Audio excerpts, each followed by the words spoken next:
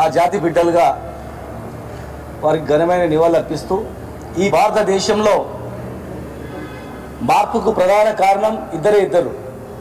ఒకరు మహాత్మా జ్యోతిబా పూలే, రెండవ సావిత్రిబాయి పూలే. ఈ అట్టడుగు వర్గాల వాళ్ళు ఒక రిజర్వేషన్ ప్రక్రియ ద్వారానే పైకి రాగలుగుతారు. వీళ్ళకు రిజర్వేషన్ కల్పించాలని చెప్పి ఆలోచనతో మదనపడి ఆ రోజు సామ్రాజ్యంలో రిజర్వేషన్ కల్పించి మరి ఆనాటి నుంచి అంబేద్కర్ గారు కూడా గురువుగా భావించి రాజ్యాంగం రాసి అందరికీ సమానత్వం ఉన్నప్పుడే కొట్లాటలు, ఉద్యమాలు, గొడవలు కావు. అందరూ సమానత్వం ఉన్నప్పుడు ఈ దేశం బాగుపడుతుందని ఆలోచన చేయడం జరిగింది. మరి మహిళలు చదువుకుంటేనే ఈ దేశం బాగుపడుతుంది. మహిళలు చదవడానికి బయటకు వస్తే మహిళల చెవులలో సీసం పోసి భయంకర పరిస్థితులు చేసే రోజుల్లో ఆమె భయపడకుండా మొట్టమొదటి దేశంలోనే మొట్టమొదటి ఉపాధ్యాయురాలు.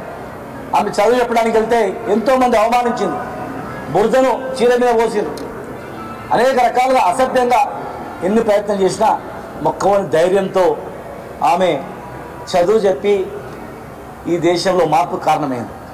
మరి వీళ్ళ ఆధారంగానే రాజ్యాంగం వచ్చింది, రాజ్యాంగం రావడం జరిగింది. అంబేద్కర్ గారు కూడా ఆదర్శంగా తీసుకొని ఆ రాజ్యాంగంలో ఆర్టికల్ 3 ఉన్నందుకే మన కేసీఆర్ గారు తెలంగాణ గురించి కొట్లాడిండు. ఇలా సావిత్రిబాయి పూలే ఆశయాలు తెలంగాణ రాష్ట్రంలో 10 సంవత్సరాల్లో గురుకులాలు ఏర్పాటు చేసి, హాస్టల్ ఏర్పాటు చేసి, మహిళలకు సపరేట్ స్కూళ్ళు, వాళ్ళకు ఒక వ్యవస్థను ఏర్పాటు చేసినటువంటి ఘనత ఇలా టీఆర్ఎస్ ప్రభుత్వానికి, కేసీఆర్ గారు. మరి ఇన్ని సంవత్సరాలు స్వాతంత్రం వచ్చినా కూడా ఇప్పుడు కూడా మనం చూస్తూ ఉన్నాం, ప్రభుత్వాలు వస్తున్నాయి, దేశంలో పోతున్నాయి. కానీ ఈరోజు ఈ భారతదేశంలో అట్టడుగు వర్గాలకు ఒక మంత్రిత్వ శాఖనే లేదంటే అసలు ఎంత సంఖ్య ఉన్నారో ఆ స్థితిగతులు ఏందో ఇప్పటికి ఒక సెన్సెస్లో కూడా చేర్చడానికి కూడా వాళ్ళు ఒప్పుకోలేదంటే మరి ఈ దేశం యొక్క పరిస్థితి ఎట్లా ఉంది? ఇప్పటికి ఏం చేసిండ్రు? మన ఎట్లా చూస్తున్నారు?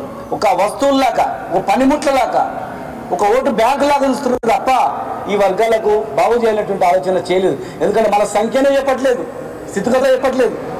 కనుక ఈరోజు సావిత్రిబాయి పూలే సందర్భంగా, జయంతి సందర్భంగా మరి ఖచ్చితంగా మనమందరం కూడా అందరూ అభివృద్ధి చెందాలని, సెన్సెస్లో కూడా బీసీ జాబితా చేర్చాలని చెప్పని, జనాభా ప్రాతిపదికగా అన్నిట్లో హక్కులు ఇవ్వాలని చెప్పని, రేపు ఈ రాష్ట్రంలో కూడా జరగబోయే మంత్రి పదవుల్లో కూడా దాదాపు 4 బీసీలకే ఇవ్వాలని, కేంద్రంలో మంత్రిత్వ శాఖ ఇవ్వాలని, కేంద్రంలో గురుకులాలు ఏర్పాటు చేయాలని, మొత్తం మహిళా గురుకులాలు ఏర్పాటు చేసినప్పుడే సావిత్రిబాయి పూలే నిజమైన ఘనమైన నివాళులు అర్పించగలుగుతాం. కనుక మన అందరం కూడా కట్టుబడి ఉట్టిగా దండం పెట్టి పోవడం కాదు, ఆమె జీవిత చరిత్రను చదివి, వాళ్ళిద్దరు దంపతుల జీవిత చరిత్ర చదివి మనం ఏం చేస్తున్నాం, ఏం చేయాలి అనేటువంటి దిశగా ఆలోచన చేయాలని చెప్పని మరొకసారి మీ అందరికీ తెలియజేస్తూ, ఖచ్చితంగా భవిష్యత్తులో వారి ఆశయాలకు అనుగుణంగా అన్ని రకాలుగా జరుగుతాయని చెప్పి కూడా ప్రధానంగా తెలియజేస్తాం.